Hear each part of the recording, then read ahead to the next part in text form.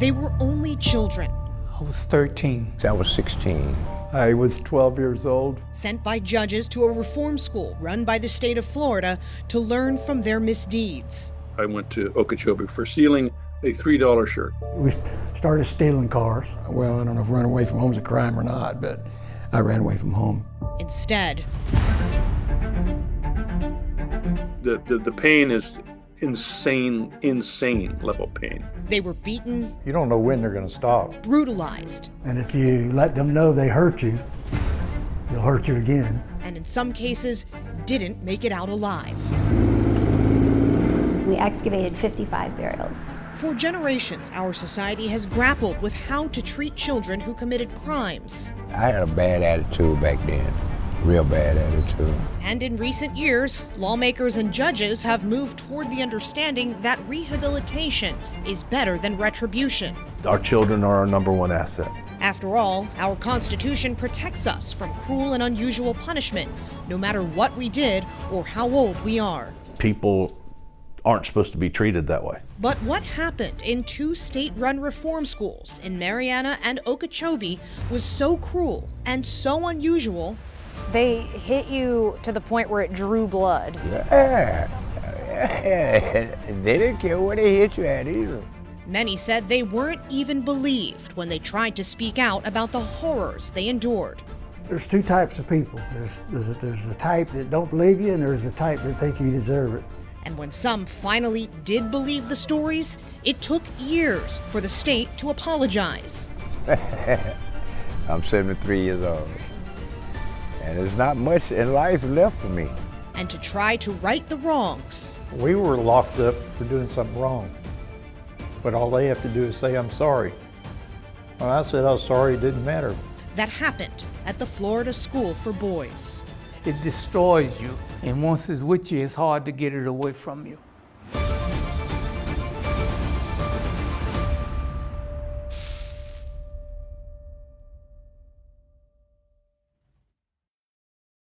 Right now, the Florida Attorney General's office is processing hundreds of claims filed by men who are senior citizens to be compensated for atrocities they endured as children. The creation of a victim compensation fund, a watershed moment for these men who spent years fighting for an apology from the very government that harmed them. A warning, you're about to hear graphic descriptions of violence inflicted on children.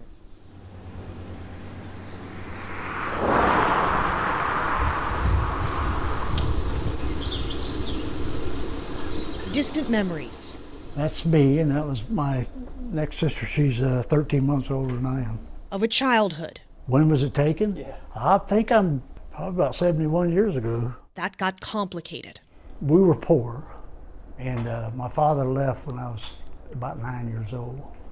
And then I had a stepfather came along, ex-military, and we didn't get along too good. James Anderson tells me by his early teens, he developed a taste for beer Nothing I'm proud of. and stealing cars. To get from point A to point B, I guess. He was 14 when he was sent to the Florida School for Boys at Okeechobee. We were very poor, and I chose stealing. Michael Anderson, no relation, I would steal shirts, and that's what inevitably got me. can't quite remember if he was 15 or 16 when he went. I went to Okeechobee for stealing a $3 shirt. I don't think they really knew what was actually going on at them places. And Willie Brown began the first of his two stays there in 1964. He was 14. I got out, I was on supervision, probation, I violated, and they sent me back. But I think it was because I got in a fight with a guy. And I had a bad attitude back then, real bad attitude. So my life just totally changed. As for James Harcum, I wanted to go. he was 15 when he went before a Lee County judge to answer for his theft habit. It was 1967, and in Harcum's telling, he was fed up with his mother's abusive boyfriends. I didn't want to go back to that house.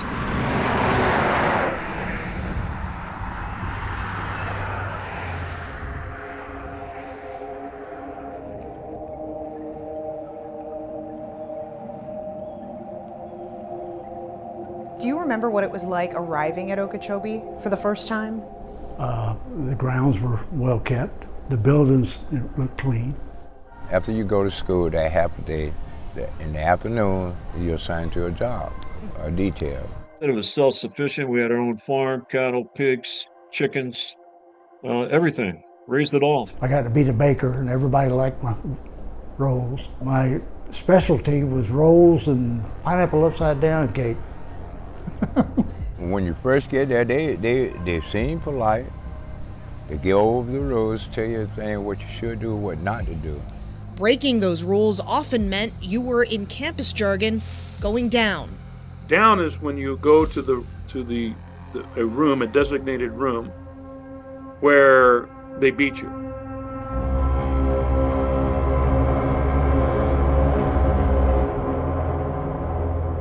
I can remember it like it was yesterday. It's just like a concrete block room.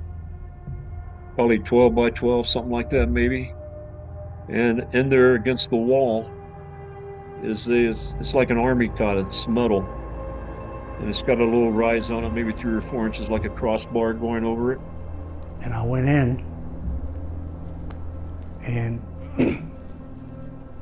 I could see a strap. Yeah, it was about that long with a handle on it.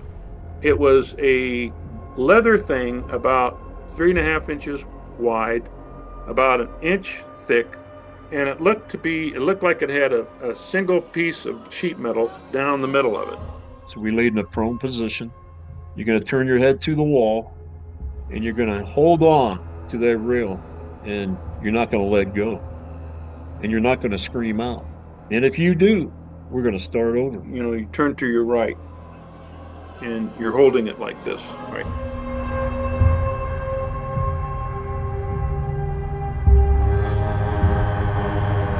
First thing you hear is a psst. That's that strap breaking wind coming through the air. And I remember that sound. That sound when leather hits you, leather hits the flesh. Sounds like a gun going off. It was like a shotgun. Pop, pop, like that. And they would run at you. They just started one slow one at a time, reaching as high as they could and smacking it down. That first hit is like a mushroom cloud. It's like a mushroom. It's the only thing I was like a nuclear explosion. It was excruciating pain. It went right up into your solar plexus, and it just comes right out of your head. It feels like your soul is being beat out of you. And you're thinking, when is it? Are they going to stop now?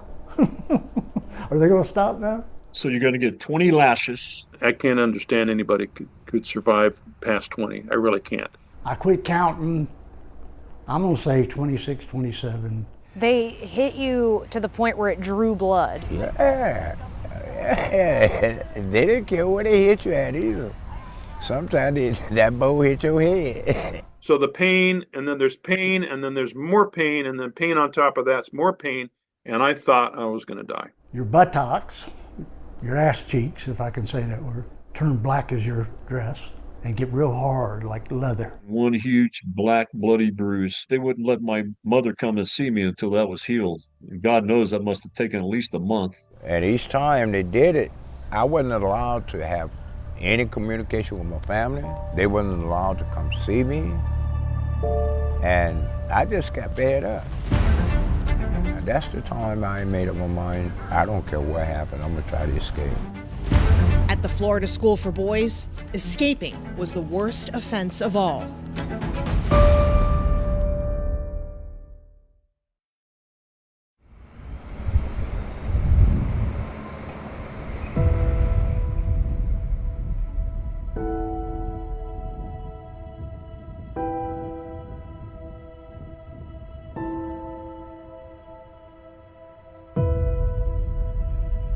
I just got fed up. Now that's the time I made up my mind, I don't care what happened, I'm gonna try to escape.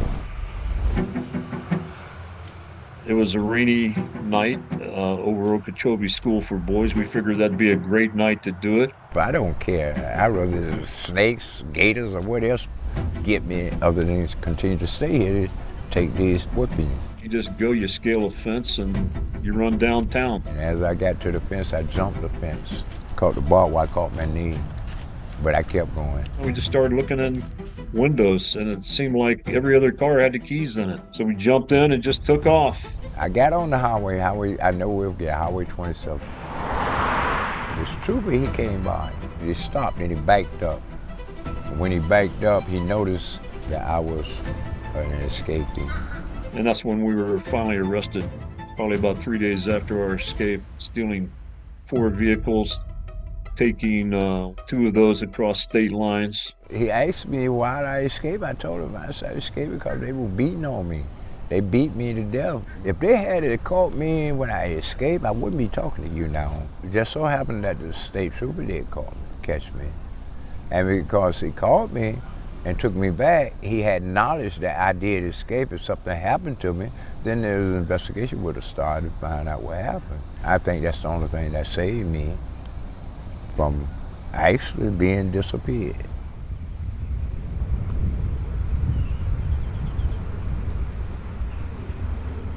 At the Florida School for Boys, escaping was the worst offense of all.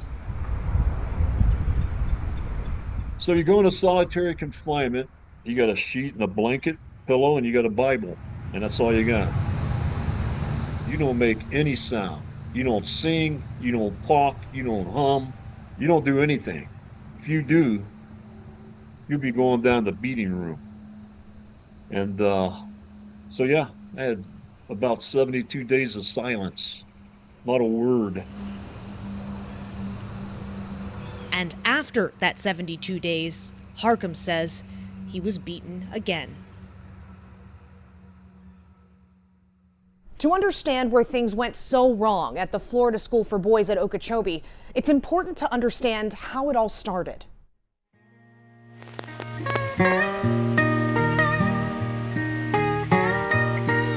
Sprawling rural campuses. Racial tension during that time was very high. In the Jim Crow South. If I was caught, see right here, where me and you are sitting here, back in those times, I couldn't be here. If I did, I would probably jumped on, killed, or either get put in jail or whatever. Racially segregated dorms and dining halls, a working farm. I played ball on the team. We got to go to a couple of the high schools. These are the images you'll find in the Florida State Archives of the Florida Schools for Boys at Okeechobee and at its forerunner, the Arthur G. Dozier School for Boys in the panhandle town of Marianna, about 60 miles west of Tallahassee. But one forensic anthropologist wanted to dig beyond what was presented in the student newspapers. Seeing that there were, family members out there who were searching for their missing brothers and uncles, just wanted to, see if we could try to help them. Dr. Erin Kimmerly is a professor at the University of South Florida. We do this kind of work every day where we're looking for clandestine burials, we're looking for, missing persons and trying to identify unknown remains. She remembers a 2010 report on the Dozier School from the Florida Department of Law Enforcement that caught her attention. And they said that there were 31 graves, and that they kind of accounted for them, even though they were unmarked. So what was your final number that you came up with? And we excavated 55 burials.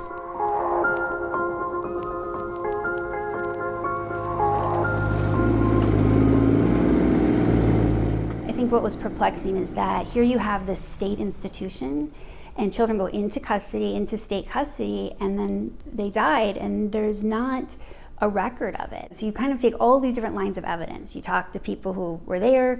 We look at death certificates and archival data and newspapers.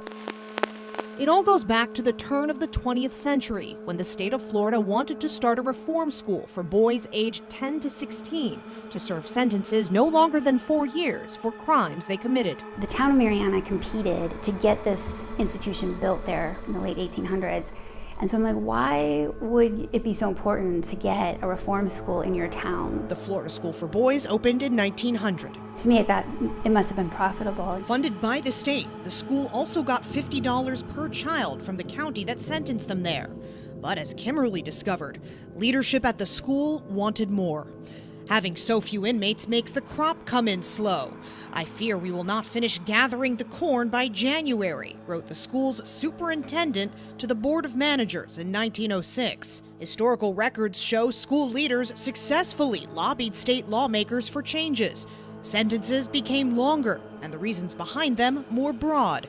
Kimberly uncovered records of kids as young as age 6 sentenced indefinitely for things like delinquency. The $50 fee was also eliminated, removing a financial barrier for the county courts. Historical records reveal the state investigated the reform school between 1903 and 1913. That's how lawmakers found out about its convict leasing program, which by 1913 had generated $3 million in revenue, with kids as young as age 10 set to labor with adult convicts in cotton fields and phosphate mines. But we saw a lot of evidence of chronic infection. Many of them succumbed to illness and malnutrition right away. The state knew about that too. The 1913 investigation documented the poor health and safety conditions at the reform school. As a result, the superintendent resigned, and the legislature provided more funding. It was used for improvements on the white side of campus.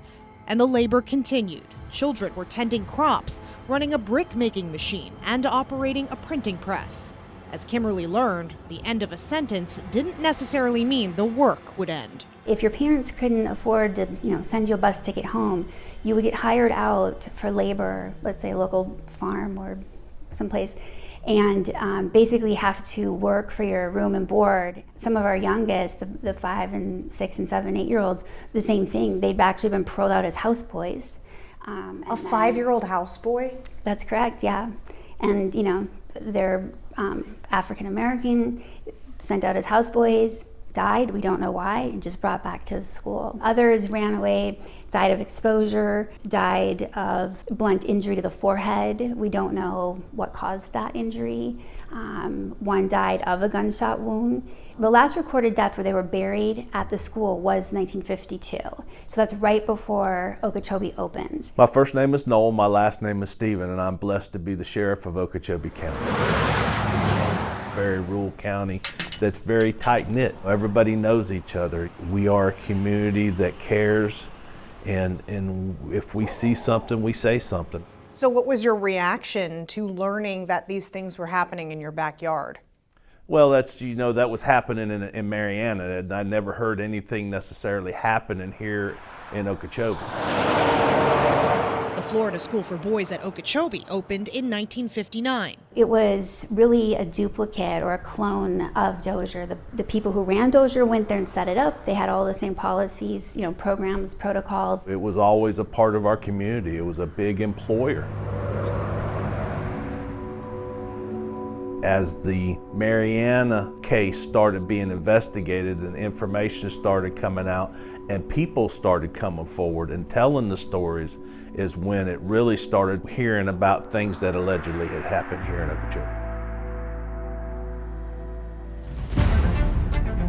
Sadly or luckily, depending on how you look at it, we did not find any bodies that were buried on that property. Do you think remains could still be out there?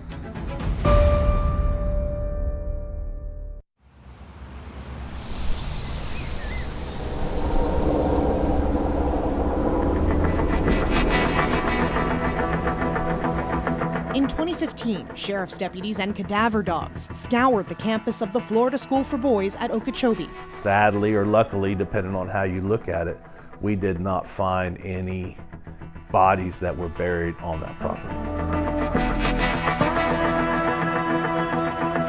Do you think remains could still be out there? I don't think that, based on the investigator was very confident that he had everybody identified. That was about a 5 to 6 month investigation, but we could not find any missing boys from Okeechobee. Everybody that we could pretty much find on that ledger we had obituaries for, or we had talked to them ourselves. How did it happen, and in a way that ended in death 55 times over, perhaps and then some? Right. But not once in Okeechobee. Right. Well, that's a good question. And I think what happens in the 50s and 60s is you do see a shift in burial practices and kind of professionalization with undertakers. So it's not that there weren't necessarily deaths occurring, but they weren't buried there. Attempts were made over the decades to make both reform schools safer. In a 1983 class action lawsuit against the Dozier School, former students alleged children were being hogtied, shackled, and often held in solitary confinement. The case resulted in a consent decree in 1987.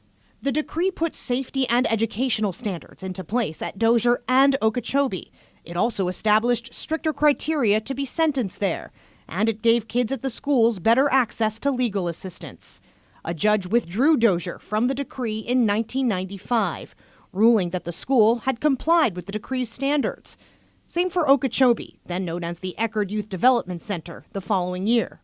It went through several years of private entities running it. We in law enforcement and those private entities struggled due to wrongly classed inmates that was in their facility that were creating problems. So we were constantly having calls of service to the school. The Dozier School closed in 2011, just months after leadership had announced a merger with the nearby Maximum Risk Youth Detention Center. The school says it shut down due to financial reasons. Later that year, the U.S. Department of Justice released an investigative report on Dozier.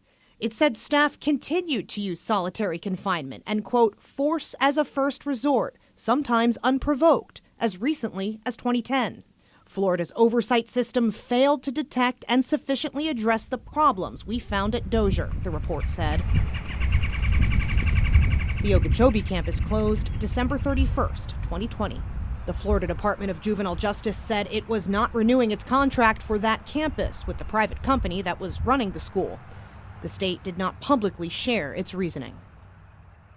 For decades, the horrors inside the Dozier and Okeechobee schools remained locked away from public view, while the survivors carried the burden of what they endured.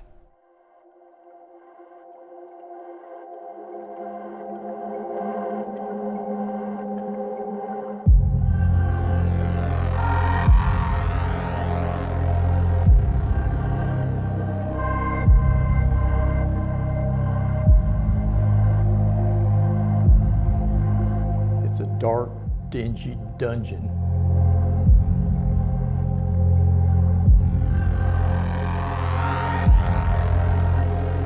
I was scared to death. They might come get you in the middle of the night.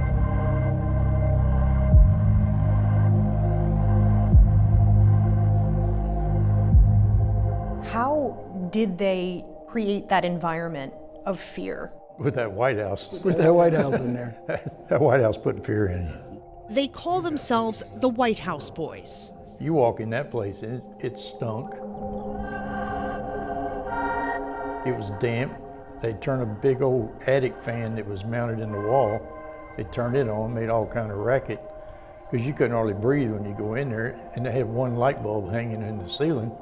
And it's, when you're a young kid, it scares the hell out of you.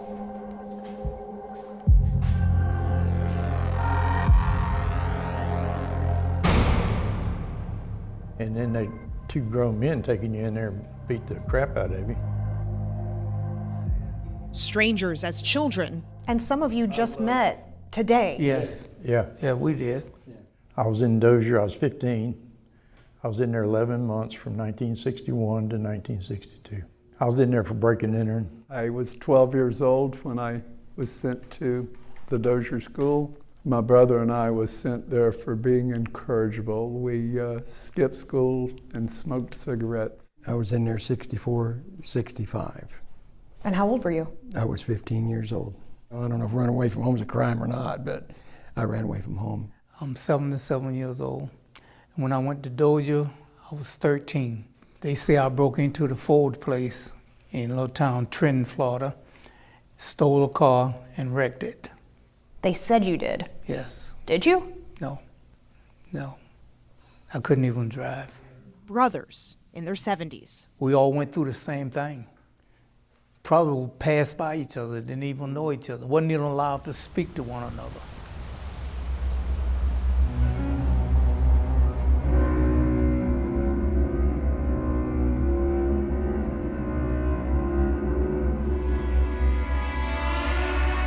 In the 2000s, survivors started sharing stories online about their experiences at Dozier. I was taken down to the White House and being beat with the leather strap 31 licks by a 6'7", 225-pound gentleman. Going down to the White House for giving a friend of mine some syrup. I was scarier there than I was when I was in Vietnam. Because in Vietnam, I knew I could come back, but there I didn't know whether I was coming back. Well, the black boys back in those days were treated really rough. Worse than the white boys? Yeah. Oh, yes, yeah. Most of them couldn't read and write. Their parents couldn't read and write. You know, they had no money. Those online accounts are what led the FDLE to investigate and publish that report that got Kimberly's attention.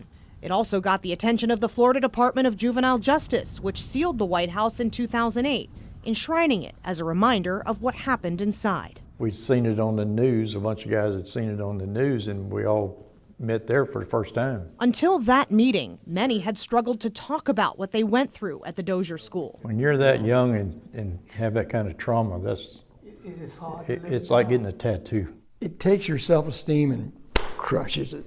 Yeah, it messes you up. It messes you up through your life. Even with their own families. I just kept buried it in me. I wouldn't share it with nobody. I wouldn't tell nobody about it. I was ashamed of it.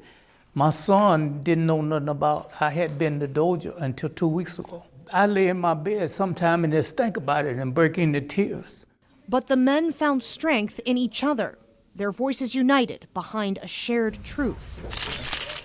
Good morning. And in 2017, lawmakers and the governor formally apologized to the survivors of the Dozier and Okeechobee schools. I think the very first apology came from Governor Scott when he apologized to me because I broke down in tears telling him that one of my brothers that was sent to Mariana had taken his life at 23 years old, which is still hard for me to talk about. We were locked up for doing something wrong.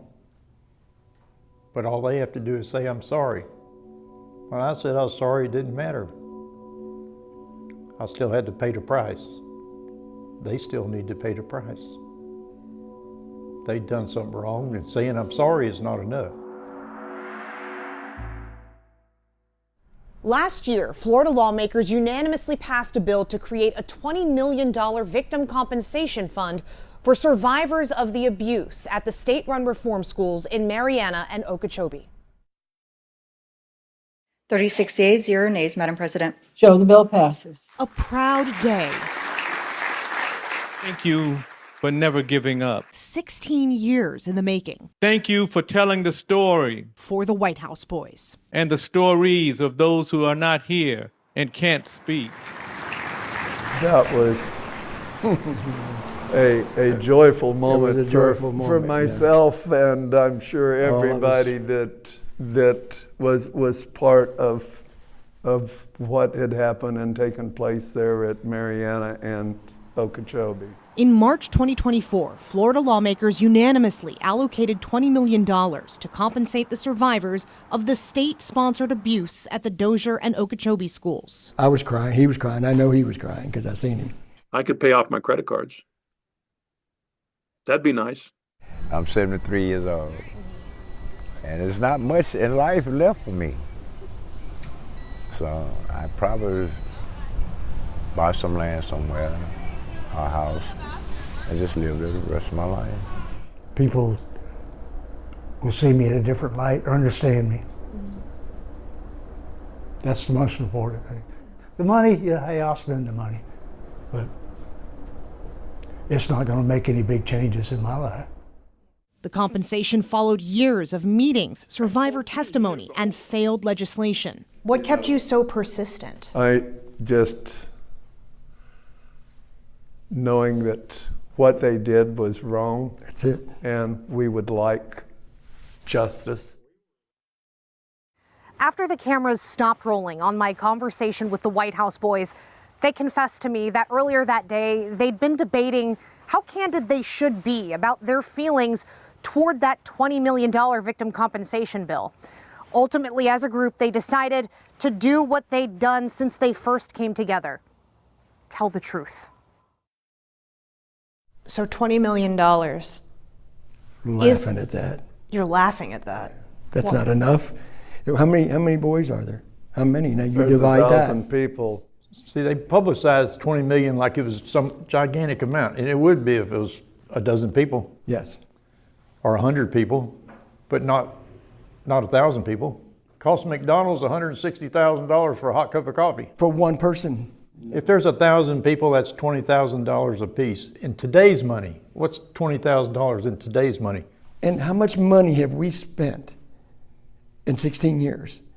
Hotels, gas, food. Sleepless nights. Sleepless night. You offered me $20,000, $10,000, whatever. I've spent more than that, trying to get justice. I've had the media ask, were we looking for reparations? I've lived with this 65 years. What's 65 years of a person's life worth? Excuse me, Roy, can I ask you a question? Of course. Because you mentioned money and what it's worth. And if you had a 6-year-old boy or a 15-year-old boy, and I took him into a room, your boy, and beat him like we were beat, what would you do? Would you kill me? I might want to. I mean, yes. You understand what I'm saying? Yeah, I'm saying this on camera. Yeah. Yeah. No, and that's why I wanted to ask you all, is this justice? Not really. No. No. No.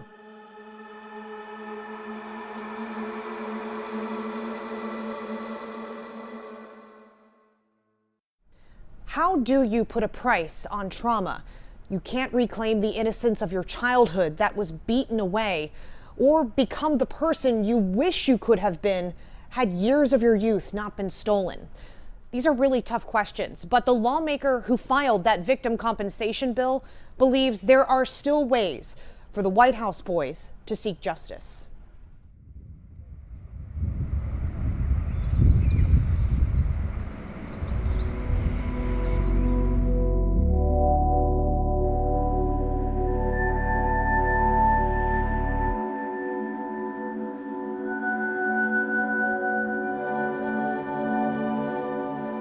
It's hard for me to believe that 60 years later, I can still get emotional about it.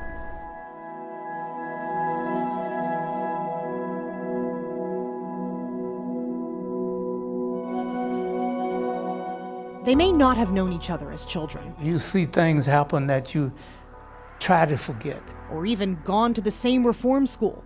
I still feel the pain. But the boys of Okeechobee and Dozier carry similar scars into adulthood. I didn't think that was in me anymore, but it's still there. And I've always denied it. In my head, I've always denied, it doesn't affect me, it didn't affect me. And for some reason it does. I'm nervous all the time. I have anxiety disorder, I'm freaked out. I arrived there as a very angry person. And when I left there, I was in a rage. And I had to put out that fire, and I started drinking, so I eventually turned to drugs. I have trust issues. I can't trust anybody because I've seen what they've done. I know what they're capable of doing. Well, I've been married 4 times, and it's the temper thing, the drinking. What we put our wives through and everything, and our children through. We should talk about them. They went through a lot as well. It's something that lives with you, and I know I have anger in me from that. And I know it had to come from that because I wasn't born that way. It had to be something in my life to put that in me.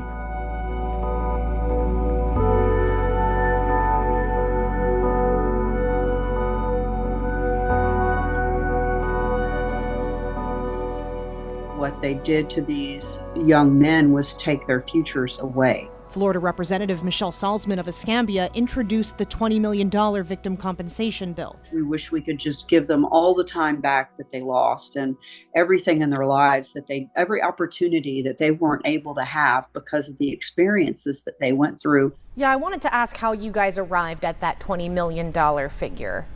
So essentially, it started out as, how do we even do this?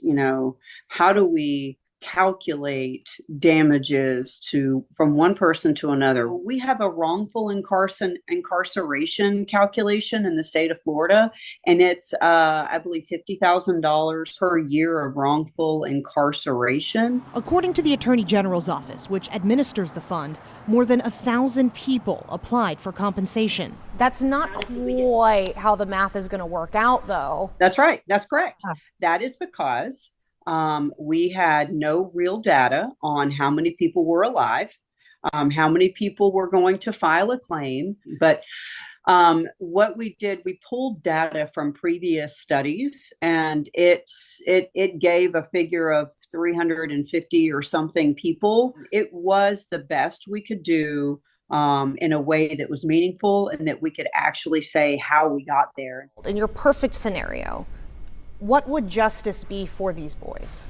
Well, we attempted to open the statute and create a way to go after the people that abuse the boys. But they waited this long. By this time, everybody who was responsible is no longer alive. And the people who beat you, the people who mistreated you? They're all gone. They're dead. They're gone. Yeah, they're gone. Yeah, Tidwell and all them gone. Yeah. Tidwell was one of the last ones to die. Yeah, Tidwell beat me. The one-armed guy, Tidwell. That's who got me. Yeah. He beat hundreds, if not thousands of boys. In a perfect world, we also would have given them a lot more money. To be honest with you, we recognize that amount was very small. It would be nice to have an amount that would give us some sort of justice to where we may have a joyful ending of the years that we have left. Salzman told me she's tried to find ways beyond the money to bring some joy and justice to the men who had been deprived of it for so long. We really wanted it to be something that could be replicated in other states so that other people can get that same closure and validation that they deserve. Establishes the Dozier School for Boys and Okeechobee School Victim Compensation Program. We also got them the ability to get a GED, so the Secretary of Education is going to give each of those victims a diploma, which they never had. Now we can say, look, it was actually codified in statute that this happened. It will forever be a part of Florida's history. Something nobody can erase. You can't put it in a textbook and pull it out. You can't put it in a documentary and don't play it. This is forever going to be entrenched, that we recognize that these people went through something so horrific and they did not deserve that experience. I don't have no anger in me. I realize that, there's only so many people in politics that can do so much. The White House is protected as a monument to let everybody know what the hell happened. But you're looking at 4 peoples here and lots more that made it through. But I look at all of the ones that didn't make it. That's true. Very true. I knew boys that ran away that I never seen anymore. Yeah. Once they ran away, that was it. You didn't see them anymore. So what happened to them? There's 183 that are unaccounted for that checked in but never checked out. They didn't dig up that many. There's more bodies up there.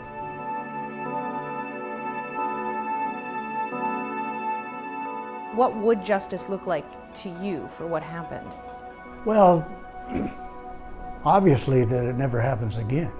There's no way of us getting away from what happened to us. All we can do is pray and hope that people seeing what took place for us as children, that it never happens to any children in institutions ever again.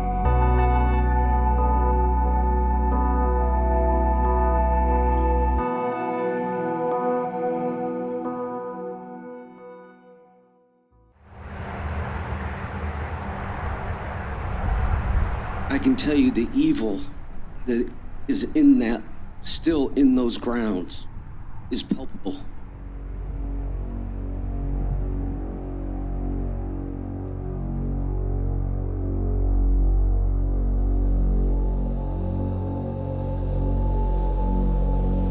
This bill should never have happened. This was state employees that brutalized children.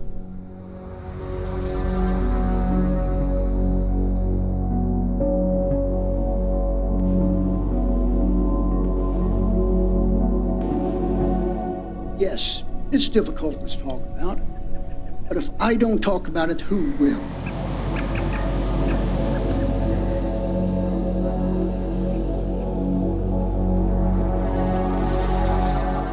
The punishment was far worse than the crime.